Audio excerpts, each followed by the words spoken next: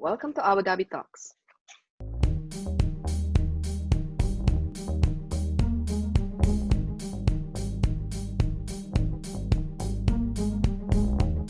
Joining me tonight are my co-hosts Freya Jaffer and Sana Diab. We have a very special topic today that is of interest for many men. And our guest today talking about it is Dr. Gabriel Bonesana. He's a specialist plastic and reconstructive surgeon in Burjeel Al Reem. Hi. Hello, doctor. Hi. Hello, how are you? Good. Good afternoon. Well, Nice thank to you. meet you in person. We're talking about, I may say this wrong, is it gynecomastia? Have I said it right? Yes, Gynecomastia. So explain to us, first of all, what is that? Basically, it's the enlargement of the breast gland in male patients. The reason of this is basically genetic, but yes, but you can have a different reasons. In the teenagers, you can find it like a normal growing of the teenagers, and also if you have to talk about men's between 25 and 45 years old, is because of the additional intake of hormones. We have to talk about the bodybuilders, basically. Can it appear at any time for a man? Like they can be fine during their teens and it can, at 24, 25, does it suddenly start developing later on? Or is this something from the beginning, sort of slowly builds up? No, it's something from the beginning. That has to be something especially to stimulate the gland. I'm talking about 25, 45 because it's the age that we are almost seeing this kind of patients. Of course, if you start at 20 something, also you will be having this enlargement of the hypertrophic of the gland. I've seen actually some children with this. I mean, there must be psychological effects to this when they're so young. In addition to the physical, what are the psychological effects young boys have? Yeah, basically they feel like ashamed because they feel like they are start having female breasts, and they can be pushed like a bullying or something like that. So the consultation is basically for that reason. So if it's hormonal, they actually grow out of it eventually. Yes, 100%. Oh, okay. Is it common among like certain ethnicities more than others, or like nationalities or something like that? No, because it's directly influenced by the hormone therapy. Doesn't matter if you're dark skin or you're an Asian one or American. Totally, it's the same thing. What age would you recommend that someone considers treatment for this? Is there a certain size or is it an age? I mean, how does it work?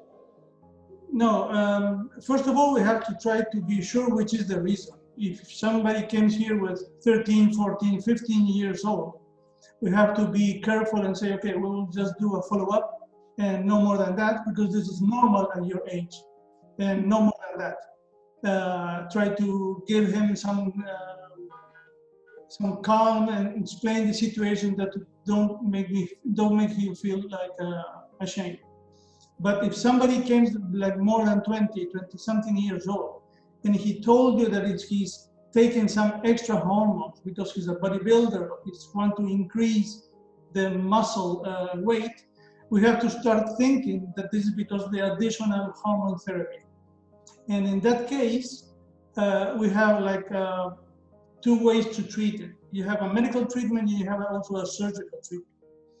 If the patient comes in an early time and we can stop this conversion between testosterone to estradiol, we will fix the problem and the patient will be totally okay. But if the patient comes in a late moment of the treatment and the breast is already enlarged, we have to go directly to a surgical treatment. So we have to remove that gland with a surgical procedure.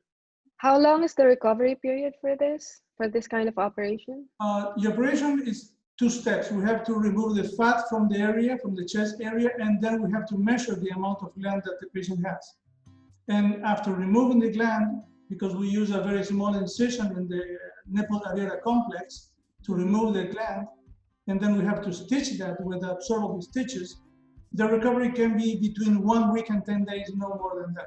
So after how many days can someone resume going to the gym and their normal lifestyle? Between 25 days, because we have to take care about the first 10 days to avoid any kind of complications like bleeding, pain, or something like that. But after 1 month, he can do almost whatever in the gym. Does the breast grow back? Does it come back after the surgery? Yes, can grow back if the patients continue with a hormone therapy. So he has to be monitored. He has to continue with the follow-up with an endocrinology or some kind of clinical doctor to be sure that the levels of testosterone are in a normal level.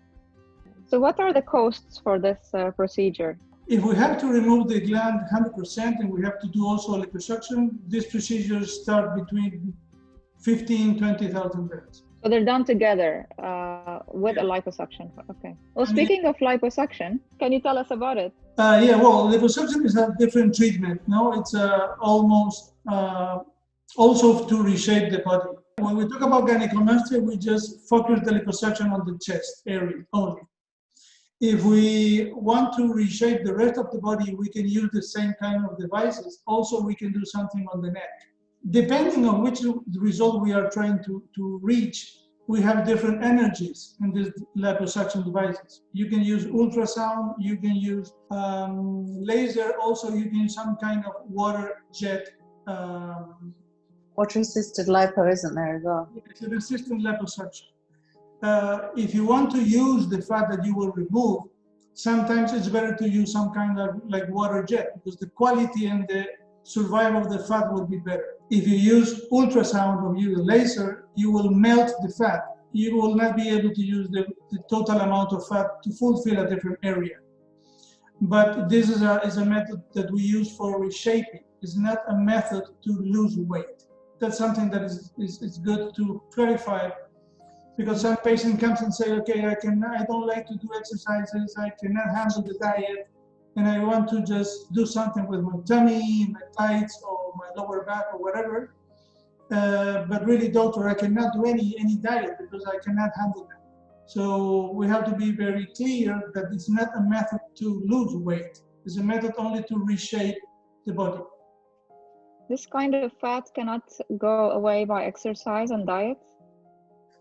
You can reduce your weight with exercises and diet, but you have females, also males, have special areas that are like fat deposit areas that you cannot remove till the moment that you lose all the fat that you have in your body. And so that's why we treat that area basically. Normally, where is it with men and where is it with women? These, fat deposit places. Yeah, the fat deposit in men is the lower back, and also that we call like the love handles, just around the butt. The butt. And in the women's are the lateral tights and lower abdomen. If it was the love handles, how sort of intrusive is it? Is it a day surgery? What is the recovery for that? No, it's a day surgery. We can do it even with a local anesthesia plus a small sedation, and we can just cut the downtime recovery. What about women's thighs? I'm asking for a friend, of course. I'm asking for a friend. Women's thighs. Like, how intrusive is that? How much time does it take? No, you can tell your friend that they must be walking the same day of the surgery, so the recovery is between 1 and 2 days. Okay. If she had to use like a garment or a stocking, just to help to shrink the skin and also reduce the swelling. I'll WhatsApp her. I'll let her know then. Typically, when can they drive and be active again? No, after liposuction, you can do almost wherever, like a normal activity after between 24 and 48 hours. We use a lot of local anesthesia to use this kind of devices to avoid any kind of problem. So after second day, you will stop leaking this liquid. The local anesthesia, some swelling. So after that, you will be able to do almost whatever you want. But it's performed under general, isn't it? I'm assuming it's performed under general anesthesia. The only reason that must be under general is when we treated the lower back or when we treat the back of the patient. What are the major, no-nos after a liposuction? Well, we have to advise the patient to avoid any kind of running or jumping, Because which is the goal of the liposuction? You will remove the fat and then you will start waiting the shrinking of the skin. And if you start doing some kind of activities like jumping or running, or you will shave your skin. Isn't the lack of running and jumping got us in that position in the first place, I think? Yeah, no, you have to try to don't do that. You can do yoga, you can do swimming, you can do walking at the machine, but you have to try to keep your skin in place, and that's why it's mandatory to use a garment to help that. What is included in the price? The garment is included, and of course all the follow-ups. How many follow-ups after the surgery? After the surgery, you have to come. If the patients do the procedure the same, in like a day surgery, we do the follow-up the same day after the procedure. Don't need to come 24 hours. If the patient, if we do the patient with general, we have to see the patient after 24 hours and then after 1 week. 15 days, 1 month, 3 months, 6 months, more or less, that's the follow-up. So the first year, the patient will be under supervision. And then sometimes people are re-injecting this, aren't they? Getting sort of put in other places, and do you do that at the same time? Yes, we must do it in the same time. We cannot freeze the fat. We must. So you will determine if they have enough fat to be transferred before surgery, right? You can do that. Okay. Yes, and also we explain the patient, because the patient say, okay, how many liters you can remove? Because patients imagine that we are removing like liters and liters and liters of fat. And what we remove is a mix between the saline solution and the real fat, and of course some small amounts of blood. Fat is lighter than the water. So 1 liter of water is more or less 1 kilo, but 1 liter of fat is not 1 kilo. So you have to explain the patient, okay, we can remove 5 liters. But will not be 5 kilos of fat. By the way, doctors, we are changing the fillers for the fat. If you know how to handle the fat, it's better to use fat instead of fillers. But if patient wants no downtime, no swelling, no bruising, no nothing, and she wants like an immediate result, of course we have to change for the fillers. Okay. Can you please educate someone like me who has no idea about this? What are fillers? Fillers, when we talk about fillers, we talk about hyaluronic acid that we use to give volume to certain areas of the face.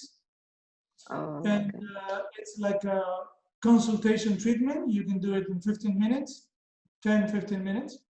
If you want to enlarge your lips, if you want to improve your nasolabial folds, if you want to reduce the wrinkles that you have in your face. What's a nasal labial fold? What was that? Fold? What did you say? Nasal? The laugh line. Yeah. The Marion. Okay.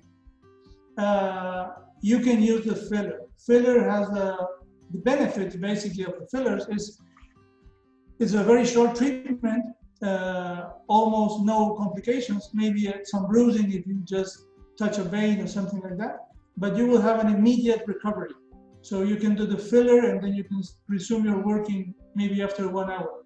So can we know who is not allowed to do a liposuction, or if there are any restrictions, age, health? Well, we try to don't do liposuctions in patients under 18 because they are, of course, under parents' responsibility. And basically we try to, if the patient, normal consultation in a young patient is obesity. So we try to just refer that patient to a specialist. If we talk like a normal adult patient, we try to restrict the liposuction for the obese patients.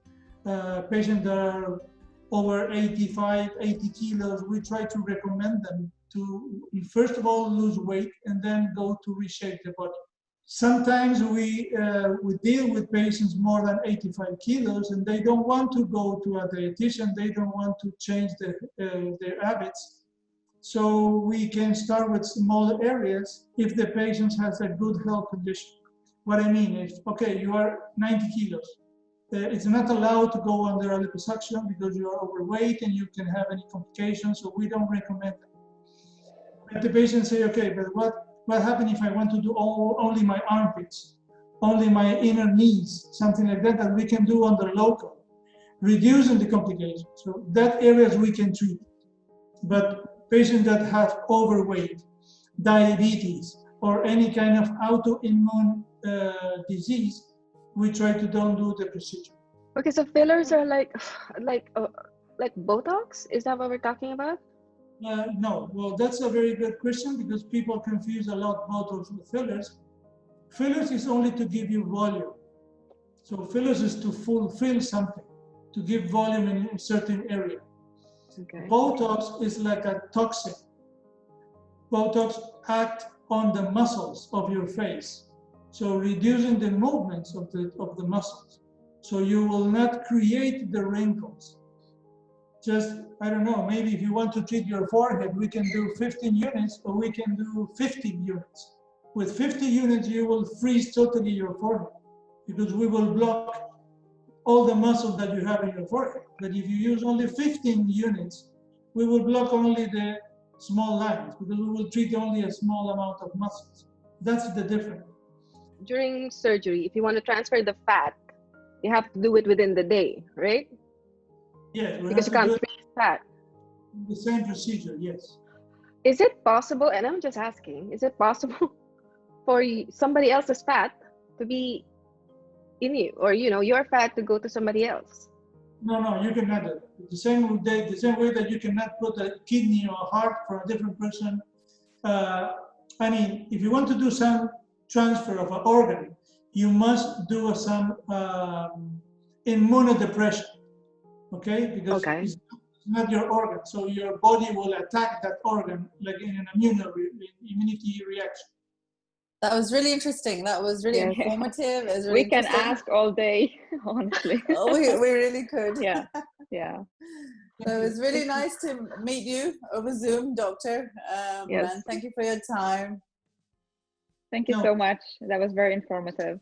No, thank you for your time also. Nice questions, and hope your friend doesn't have any issue with the Botox. Okay. I will let you know. I'll speak to him. Thank you. Thank you, doctor. Thank you. And we'll see you guys next week. Bye. Bye-bye. Bye.